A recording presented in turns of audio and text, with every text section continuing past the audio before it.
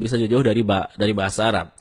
Dalam sehari kita salat 5 kali, oke, dalam 5 kali sehari. Dan coba bayangkan kalau misalnya dalam salat kita suka salah baca ayat ataupun doanya. Niatnya mau berdoa untuk kebaikan, malah jadinya keburukan akibat salah baca. Nah, khususnya surat Al-Fatihah. Karena surat ini merupakan rukun dalam salat dan pasti dibaca di tiap rakaat. Dan semua ibadah salat pasti dibaca surat Al-Fatihah tentunya. Oke, mari kita lihat kira-kira kesalahan apa yang sering kita lakukan saat kita membaca surat Al-Fatihah. Oke. Yang pertama teman-teman, ketika kita membaca Bismillahirrahmanirrahim, ada sebagian kita membaca rahim dengan rahim. Ini merubah makna. Rahim artinya yang maha penyayang, sedangkan rahim artinya maha merdu. Bacaan yang benarnya insya Allah dengan huruf H dalam tenggorokan. Jadinya rahim, bukan rahim. Kalau teman-teman bacanya rahim, itu dapat merubah makna atau arti dari ayat suci Al-Quran. Kesalahan kedua, ketika membaca Alhamdulillahi Rabbil Alamin.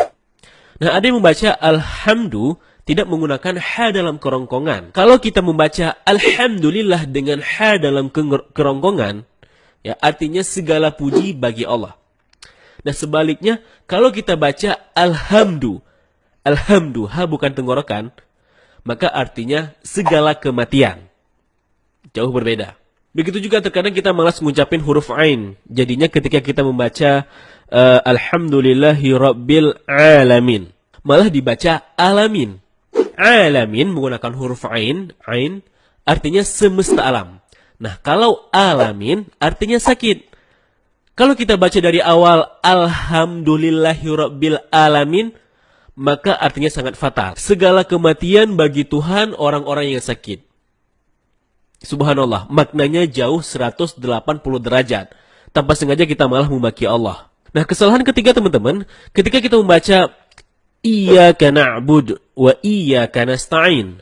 Ada yang membacanya dengan Iyyaka, tidak menekan huruf ya. Seperti sebagaimana kita jelaskan tadi bahwa penekanan itu dapat merubah makna. Kalau kita baca Iyyaka na'budu dengan menekan huruf ya, maka artinya menjadi kepadamulah kami menyembah. Kalau membaca tanpa tekanan seperti Iyyaka na'budu, maka artinya kepada cahaya matahari kami menyembah. Nauzubillah. Berbeda jauh 180 derajat, teman-teman. Nah, tanpa sengaja kita telah melakukan 3 kesalahan. Pertama, merubah makna, kemudian memaki Allah, dan yang ketiga meminta kepada matahari atau berlaku syirik. Nah, kalau setiap salat yang 5 kali sehari kita bacanya terus salah-salah, demikian maka setiap rakaat kita sudah merubah makna, memaki Allah, dan berbuat syirik. Nah, itu baru Al-Fatihah loh, belum lagi bacaan-bacaan lainnya. Jadi yang awalnya ibadah untuk memuja dan berdoa kepada Allah, malah sebaliknya. Inilah sebab kenapa bahasa Arab atau bahasa Al-Quran sangat berbeda dengan bahasa Indonesia. Seperti video yang sedang viral sekarang ini, di mana Al-Fatihah dibaca dengan Al-Fatihah. Nah teman-teman, Al-Fatihah artinya pembuka. Sedangkan Al-Fatihah ya dari kata fataka. Kalau kita lihat dari kamus artinya membunuh, menghancurkan, atau menghapuskan. Sangat jauh berbeda. Nah, dari nama surat saja kalau salah sebut bisa merubah arti 180 derajat. Gimana lagi teman-teman kalau beserta dengan isi-isinya, isi suratnya. Oke gini, saya tidak bermaksud untuk menyerang suatu individu, melainkan dari video viral ini kita ambil refleksinya. Ya, kita renungi dan kita ambil ibrah. Kita nggak menyerang individu, bisa jadi juga itu karena cuma kesilapan penyebutan. Ya, kita sebagai muslim harus bisa saling berbaik sangka. Karena bisa saja kita juga bisa salah seperti itu. Intinya video ini bukan untuk ngerosting orang, tetapi untuk mengambil ibrah dan pelajaran, wawasan serta ilmu pengetahuan. Bahwa bahasa Arab itu tidak seperti yang kita bayangkan. Dan semoga setelah ini kita bisa lebih banyak mempelajari ilmu tajwid untuk memperbaiki bacaan kita supaya sesuai dengan kaidah bahasanya. Dan saya sendiri jujur belum sempurna dalam pelafalan bahasa Arab. Oleh karenanya sama-samalah kita belajar. Nah terus gimana kalau dulu saya bacanya sering salah-salah?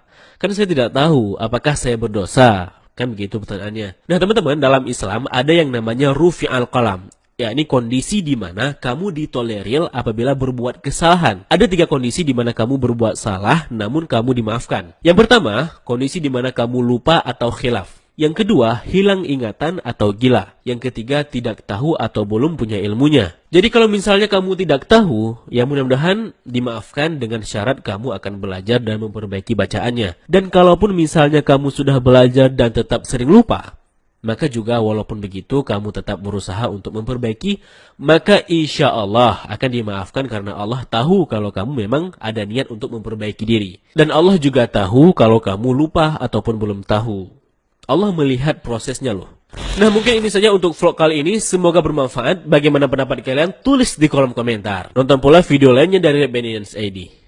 Jangan lupa like, share, dan subscribe. Terima kasih telah menyaksikan. Sampai jumpa di episode berikutnya. Wassalamualaikum warahmatullahi wabarakatuh. Salam damai.